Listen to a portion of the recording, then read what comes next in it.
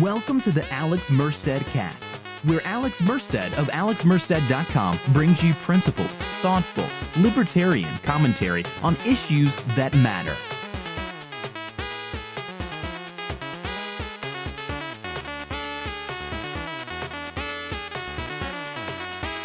Hey everybody, this is Alex Merced, and you're listening to the AlexMercedCast. And this week, what I want to do is talk about deficits and why deficits matter. Now, bottom line, and again, always apologize for the cocktail in the background. That's my bird Wally. He's a good bird. You can see him doing the Kiki challenge if you follow me on Instagram, which is a very, humorous post. And yeah, you can do that. But again, if you guys enjoy the show, you guys enjoy what I've been doing and all the other things that I'm involved with, and you guys can find out all the things I'm involved with over there at AlexMerced.com, please do consider becoming a supporter by going to patreon.com/AlexMerced. In the future, I will release exclusive content that will be available to patrons.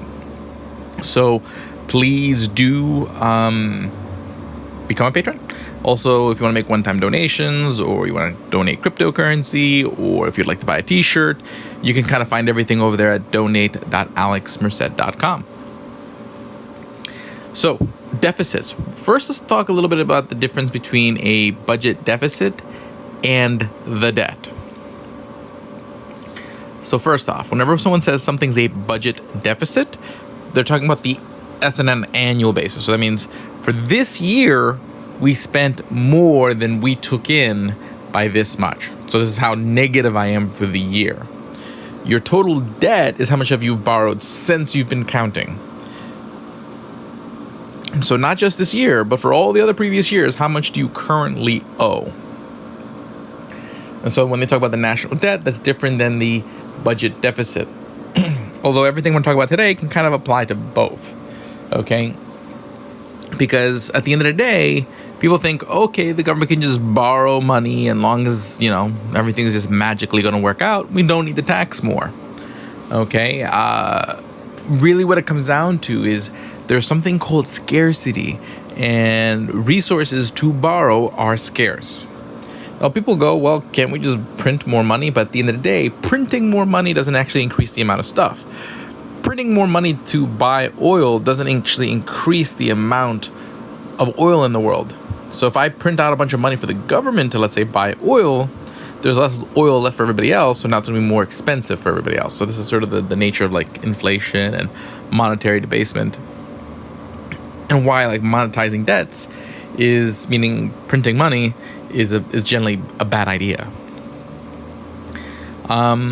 But there's other reasons. Let's say you don't monetize the debt. Let's say you don't print money to give governments access to the ability to borrow more. You just say they just borrow more. Well, then they're borrowing from the same money that everybody else has available to borrow. Okay? So if the government's borrowing that money, then there's less money for everybody else, which means everybody else has to pay more for it. So and what do you pay to borrow money? Interest rates. So interest rates go up. So government borrowing has a tendency to, it's going to drive interest rates. Just more borrowing in general is going to cause interest rates to go up, because more people are competing over the same amount of money to borrow. And unless there's some sort of increase in borrowable funds, interest rates are going to go up, which means if you're someone in the market to get a new house and get a mortgage, it's going to be more expensive to buy that mortgage. If you are looking for margin loans to buy stocks and bonds, that's going to be more expensive. If you're looking to buy a car, your auto loan is going to be more expensive. If you're looking to borrow to go to college, that loan is going to be more expensive. So all these things become more expensive. And it's not like people suddenly have more money to pay for these things.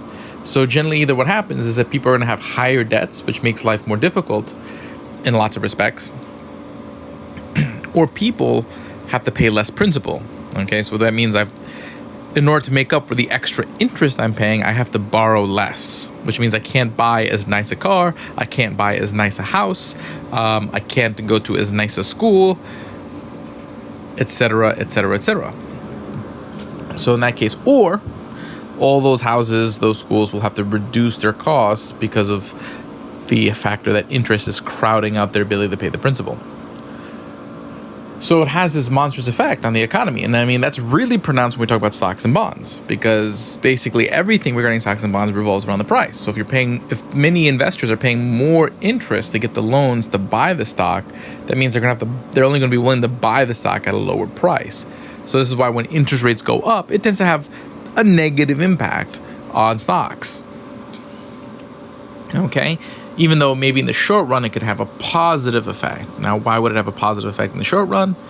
Because when interest rates go up, the value of debt investments, so like people who own bonds and stuff like that, goes down. So generally, with the threat of rising interest rates, everyone will shift their money into stocks, causing stocks to go up. But at the end of the day, as interest rates do go up, even though people may reallocate into stocks because they know bonds will lose money, as interest rates go up, that means all those companies who you're buying stock in are paying much more money for their loans, so their profits will get hurt, so those stocks will eventually go down.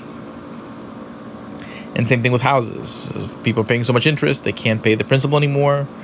So in that case, house prices are going to have to go down, even though they may be a little bit more resilient just due to the nature of the increase in population.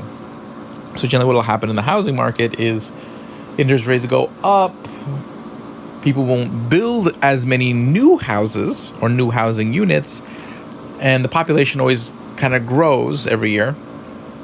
So in that case, the slowdown in the growth of supply will probably much more quickly balance things out with the increase in demand, because more people means there's more demand for housing.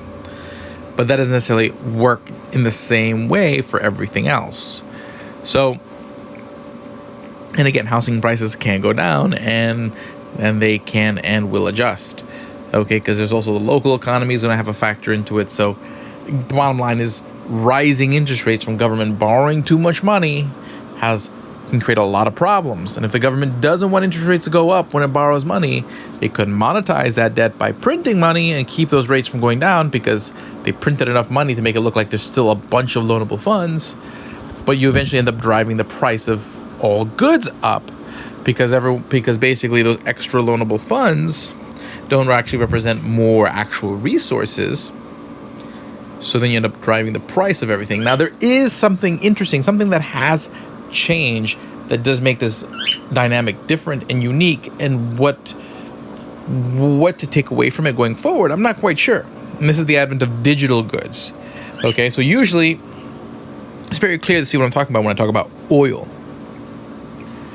But let's say you're talking about extra lives on Angry Birds.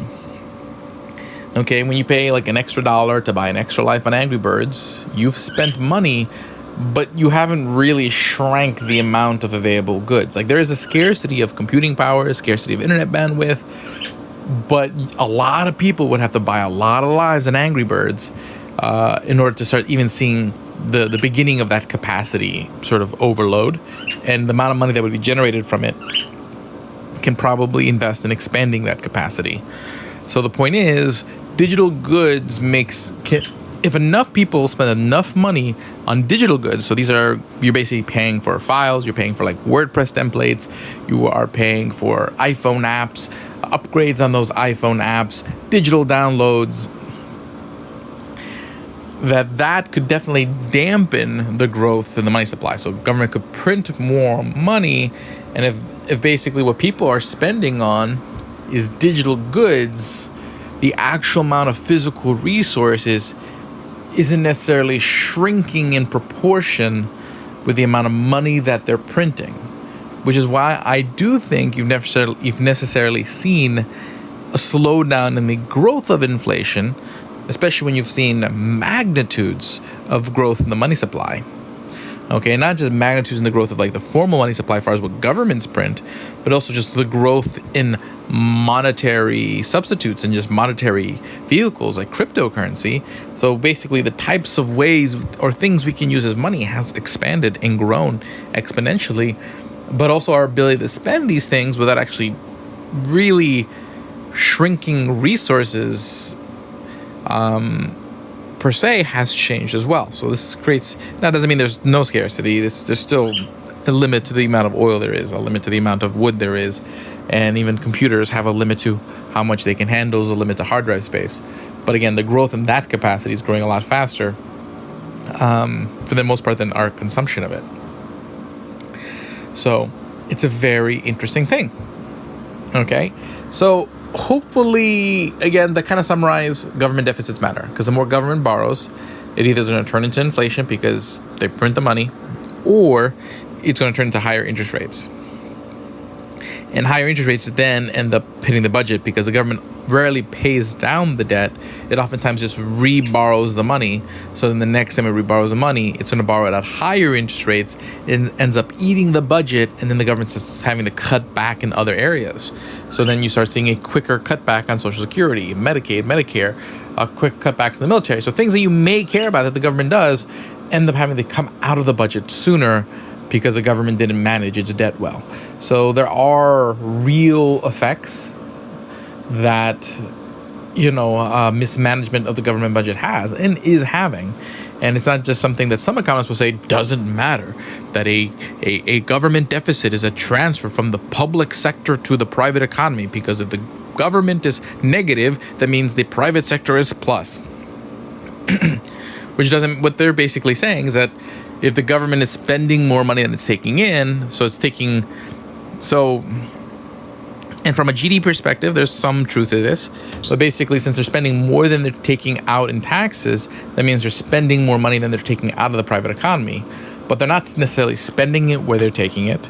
It doesn't necessarily change the amount of actual physical resources and goods that are out there.